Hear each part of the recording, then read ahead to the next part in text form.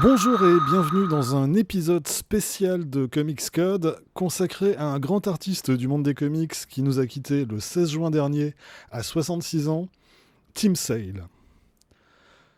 Depuis 25 ans, le nom de Tim Sale est devenu quasi indissociable de celui de Jeff Loeb. Ensemble, ils ont signé un paquet d'œuvres qui ont marqué le médium et qui sont sans cesse rééditées. Batman The Long Halloween et Dark Victory, Superman for All Seasons, Daredevil Yellow, Spider-Man Blue et Hulk Grey pour ne citer que les plus célèbres. Mais Tim Sale, c'est presque 40 ans de carrière dans des genres très différents et c'est sur cette longue carrière que cet épisode se propose de revenir. Né le 1er mai 1956 dans l'État de New York, Tim Sale grandit à Seattle, dans le nord-ouest des États-Unis.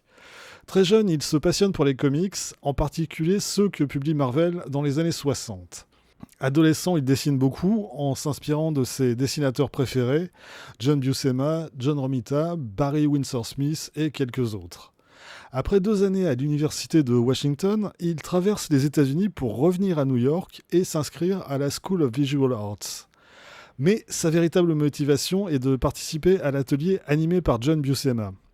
Et c'est là que, pendant 3 mois, il apprend les bases du dessin et du storytelling auprès non seulement de Buscema, mais également de John Romita et de Mary Severin. De retour à Seattle, commencent alors pour Tim Sale les années de galère. Sa première opportunité professionnelle se présente en 1983, lorsque Wendy et Richard Pini, à la recherche de nouveaux talents pour leur maison d'édition, Warp Graphics, passent par Seattle. Ils embauchent Tim Sale pour qu'il encre les planches de Phil Folio sur Myth Adventures, une adaptation des romans de l'écrivain de fantasy Robert Asprin. Un travail ingrat, mal payé, où Sale doit souvent pallier aux carences artistiques de Folio, mais auquel il s'accroche néanmoins durant 8 numéros, le temps de boucler l'adaptation du premier roman de la série d'Asprin. Asprin qui, justement, voit en Tim Sale un potentiel à exploiter dans le cadre de son nouveau projet, une adaptation de Fifth World, l'anthologie de fantasy qu'il a initiée et à laquelle va participer dans les années 80 la crème des auteurs de SF et de fantasy.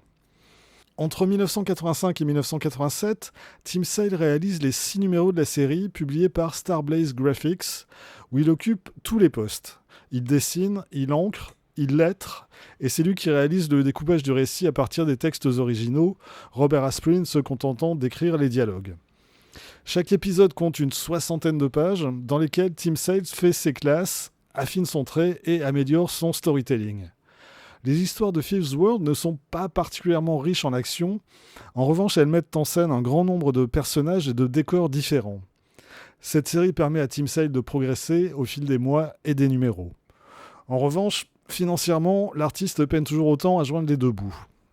Les choses vont enfin commencer à changer pour lui en 1988 lorsqu'il contacte Mike Friedrich, ancien scénariste de comics dans les années 70 et créateur de l'anthologie Star Reach, devenu depuis agent pour différents artistes.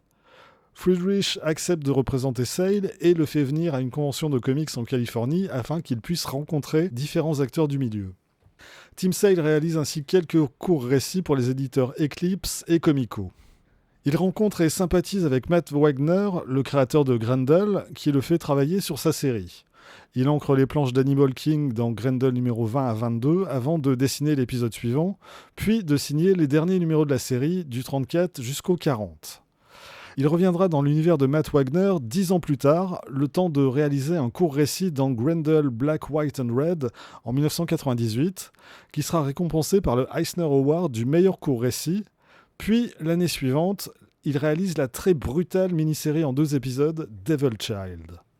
En 1989, toujours chez Comico, il dessine les 3 épisodes de la mini-série The Amazon, écrite par Steven Seagal. L'histoire d'un journaliste qui se rend en Amazonie pour enquêter sur la disparition d'un citoyen américain. Tim Sale travaille beaucoup avec son scénariste sur la composition de ses planches. C'est ainsi par exemple que, en fonction du récit et du point de vue adopté, il passe d'une construction en case horizontale à une construction en case verticale. La mini-série sera rééditée 20 ans plus tard dans une version recolorisée chez Dark Horse.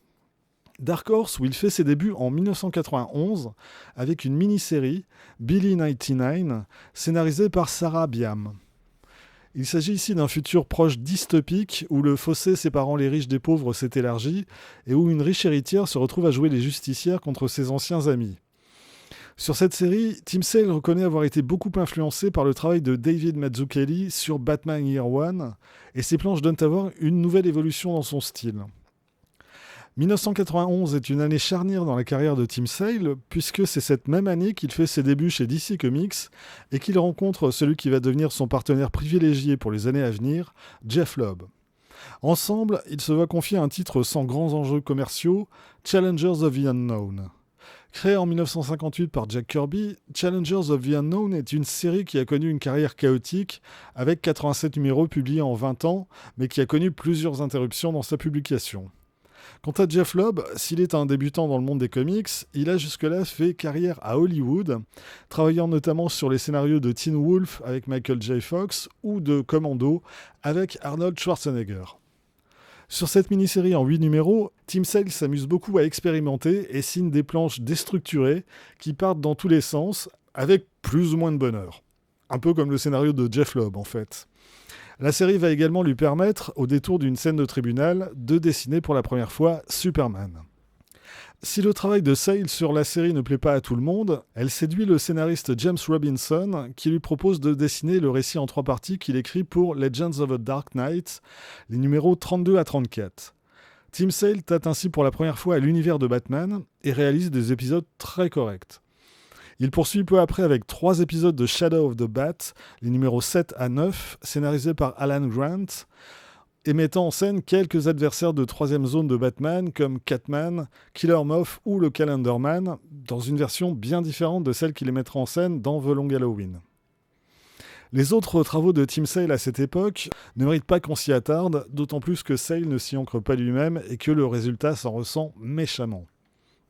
Son travail le plus spectaculaire chez DC à cette époque, c'est Choices, un numéro spécial de Legends of the Dark Knight, paru en 1993 pour Halloween et écrit par Jeff Lobb. Côté dessin, Tim Sale passe la vitesse supérieure et impose cette fois son style à l'univers Batman. On trouve dans son travail des réminiscences d'autres artistes ayant travaillé sur le personnage. On pense notamment à Kelly Jones et à David Mazzucchelli, mais Tim Sale affiche un style de plus en plus personnel qu'il va affiner les 2 années suivantes dans 2 autres numéros spéciaux d'Halloween, Madness et Ghosts. Dans ce dernier one-shot en particulier, il réinvente visuellement quelques grandes figures de l'univers de Batman, notamment le Joker, le Pingouin et Poison Ivy. Pour cette dernière, Tim Sale s'est davantage inspiré du travail de Dave McKean sur le personnage de Black Orchid dans la mini-série écrite par Neil Gaiman que de la version traditionnelle du personnage. Et il est même aussi permis de retrouver une touche de Dave McKean dans son interprétation du Joker. Ghost annonce ce que sera graphiquement The Long Halloween, mais on y reviendra plus tard. En 1994, Tim Sale fait quelques infidélités à DC Comics et part faire un tour du côté de chez Image, où il succède à Jim Lee sur la série Death Blow. Dans cette série, Jim Lee s'inspirait beaucoup du style de Frank Miller sur Sin City. À charge pour Tim Sale de conserver à Death Blow cette identité visuelle. Le dessinateur y parvient pendant 10 numéros, malgré des scénarios indigents qu'il reçoit systématiquement en retard. Son travail ici relève davantage de l'exercice de style et constitue une parenthèse pas très intéressante dans sa carrière, mais au moins Tim Sale fait le boulot. Il y a quand même quelqu'un qui n'a pas du tout apprécié ce travail, c'est Frank Miller, vraiment pas heureux de voir un autre artiste le plagier de la sorte, et qui le fera savoir publiquement. Inutile de dire que Tim Sale ne garde pas un très bon souvenir de cette période. La même année, Tim Sale continue sa collaboration avec Jeff Lobb, mais cette fois chez Marvel. Ensemble, ils réalisent une poignée de courts récits parus dans Uncanny X-Men Annual 18 et dans Excalibur 75. Puis en 1995, la mini-série Wolverine Gambit Victims, un travail de commande très bien rémunéré, mais qui ne se distingue pas vraiment du tout venant de la production de l'époque. Tout le contraire de Batman The Long Halloween, dont la publication débute fin 96 et qui va se poursuivre sur 13 numéros. Une œuvre qui doit une part non négligeable de son succès à Archie Goodwin, qui était déjà leur éditeur sur les 3 numéros spéciaux d'Halloween. C'est lui qui leur suggère de donner une suite au Batman Year One de Miller et Mazzucchelli et de développer leur nouveau récit sur la longueur. Tim Sale hésite à se lancer dans un tel travail au long cours. Il envisage un moment de demander à quelqu'un d'autre d'ancrer ses planches et propose le poste à Klaus Johnson. Quand celui-ci décline la proposition, Sale finit par accepter de tout faire lui-même. Et le résultat est remarquable. Tim Sale fait preuve d'une inventivité folle de bout en bout, et le scénario de Jeff Loeb est sans doute ce qu'il a fait de mieux. Le résultat, c'est une des œuvres les plus marquantes des comics modernes, récompensée du Eisner Award de la meilleure série limitée en 1998, et qui n'a jamais cessé d'être rééditée depuis. Sur une note moins heureuse, c'est aussi l'un des derniers projets éditoriaux auxquels aura participé Archie Goodwin, qui disparaît le 1er mars 1998. Loeb et Sale ont dit à de nombreuses reprises l'importance qu'avait eu Goodwin dans le succès de Long Halloween. Ils lui rendront hommage l'année suivante dans un court récit paru dans Vampirella Monthly numéro 18, dans lequel un vampire vient rendre visite au scénariste qui l'a longtemps mis en scène. Après le succès tant artistique que commercial de The Long Halloween, Loeb et Sale ont la bonne idée de prendre le contre-pied de ce que le public attend d'eux. Après cette plongée sombre et tragique dans le passé de Batman, ils enchaînent en 1998 avec une œuvre éclatante et émouvante, Superman for All Seasons.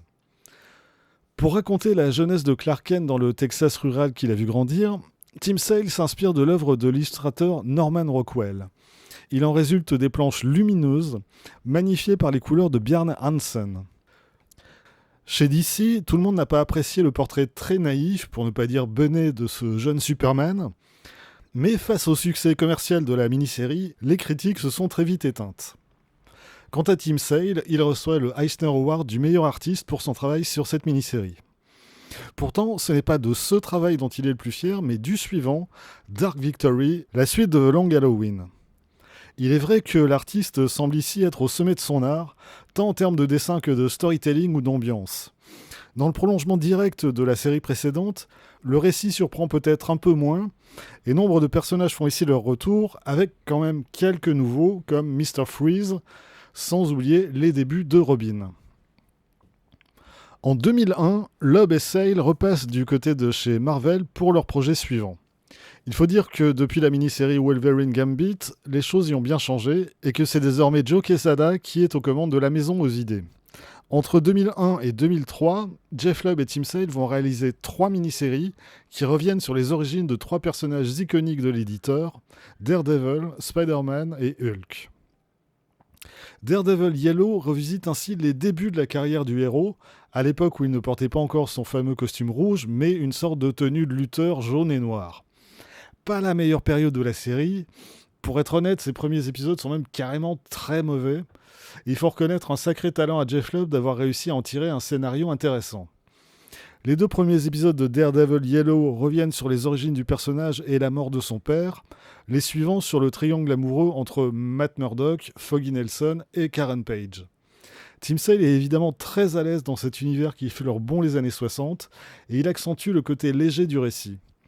C'est aussi la première série sur laquelle il utilise de manière assez systématique la technique du lavis d'encre, et le résultat, mis en couleur par Matt Hollingsworth, est assez superbe. L'année suivante, Spider-Man Blue joue également beaucoup dans ce registre de la comédie romantique. La mini-série ne revisite pas les débuts d'Amazing Spider-Man, mais plutôt les débuts de la collaboration entre Stan Lee et John Romita, à qui Tim Sale souhaitait tout particulièrement rendre hommage. Comme dans Daredevil, Jeff Loeb met à nouveau en scène un triangle amoureux, cette fois entre un homme et 2 femmes, Peter Parker, Gwen Stacy et Mary Jane Watson. Qu'il s'agisse de dessiner Parker chevauchant sa petite moto ou enfilant son masque pour aller affronter Rhino, Vulture, Green Goblin ou Kraven the Hunter, on sent que Tim Sale s'éclate vraiment sur ces planches, très classiques dans leur conception mais qui sont de toute beauté. On aurait carrément bien aimé voir la mini-série durer quelques numéros de plus. Mais le meilleur travail de Loeb et Sale pour Marvel est peut-être bien la mini-série suivante, Hulk Grey. C'est en tout cas la plus tragique. Et s'il s'agit encore d'un trio amoureux, c'est celui unissant Betty Ross, Bruce Banner et Hulk. Et il ne peut que mal finir. Jeff Loeb et Tim Sale avaient déjà mis en scène Hulk dans un court récit paru en 1996 dans le one-shot de Savage Hulk, où le titan vert semait la panique dans un paisible pavillon de banlieue. Ici, c'est le Hulk des débuts, le Hulk gris, que Tim Sale dessine. Et il passe avec une maestria impressionnante du personnage enfantin des moments calmes à la créature terrifiante qui sème le chaos. Pour illustrer le désert où se situe l'essentiel de l'action, Tim Sale dit s'être inspiré de 2 grands artistes français, Moebius et François Bouc. Et pour couronner le tout, la mini-série propose ce qui est sans doute la plus belle et la plus brutale confrontation entre Hulk et Iron Man. En 2004, Jeff Loeb et Tim Sale font leur retour chez DC Comics et signent avec l'éditeur un contrat d'exclusivité. Tim Sale inaugure la revue Solo, une anthologie dont chaque numéro est entièrement consacré à un artiste. Se succéderont au fil de ces 12 numéros de grands noms tels que Richard Corben, Paul Pope ou Jordi Burnett. Tim Sale dessine une demi-douzaine de courts récits, dont 2 qu'il écrit lui-même. Sur les autres histoires, il collabore avec l'inévitable Jeff Loeb sur une romance mettant en scène Superman. Darwyn Cooke lui écrit une nouvelle rencontre entre Batman et Catwoman. Diana Schutz conte une histoire tragique de Supergirl, sans oublier Brian Azzarello qui signe un polar très noir qui va comme un gant au style de Tim Sale. Toujours en 2004, Jeff Loeb et Tim Sale donnent une nouvelle suite à The Long Halloween avec Catwoman When in Rome. L'histoire vient combler un trou laissé volontairement dans Dark Victory et révèle où était passée Catwoman pendant une partie du récit.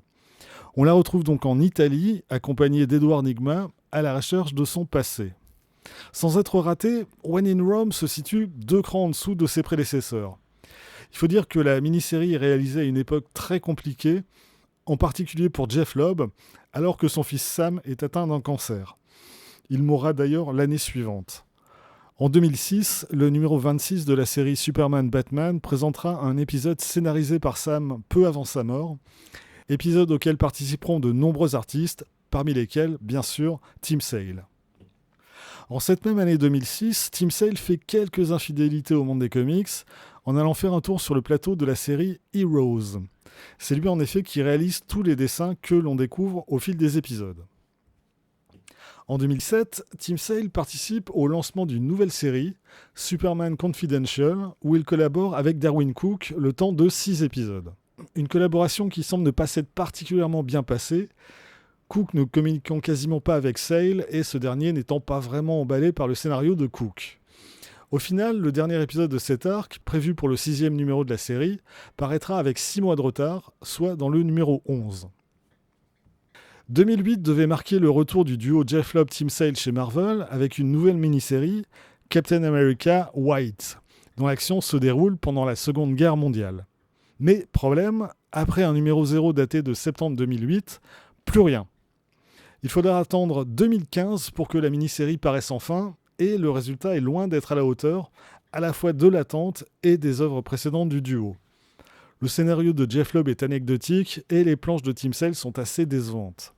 Sale reconnaîtra avoir énormément peiné sur cette série, enchaînant à l'époque de sa réalisation problèmes personnels et problèmes de santé. Depuis, Tim Sale s'est fait assez discret. À partir de 2016, il réalise une vingtaine de couvertures pour la série Batman, dessine une poignée de planches dans le cadre de numéros anniversaires, et c'est à peu près tout. Quelques collaborations ont été évoquées, notamment avec les scénaristes Tom King et Kyle Higgins autour du personnage de Batman, mais il semble que rien de concret n'en soit sorti. Aujourd'hui, Tim Sale nous a quittés, laissant derrière lui une œuvre relativement courte, mais qui aura marqué à bien des égards le monde des comics des années 90 jusqu'à nos jours. Pour plonger davantage dans la carrière de Tim Sale, vous pouvez vous procurer le livre Tim Sale Black and White, traduit en France en 2008 chez Achilleos. Le livre ne figure plus au catalogue de l'éditeur, mais il se trouve encore assez facilement d'occasion. Voilà, c'est tout pour aujourd'hui. Rendez-vous très vite pour des rétrospectives moins posthumes. D'ici là, vous pouvez vous abonner à cette chaîne, laisser un commentaire et surtout, lire des comics. Soyez sages et à bientôt.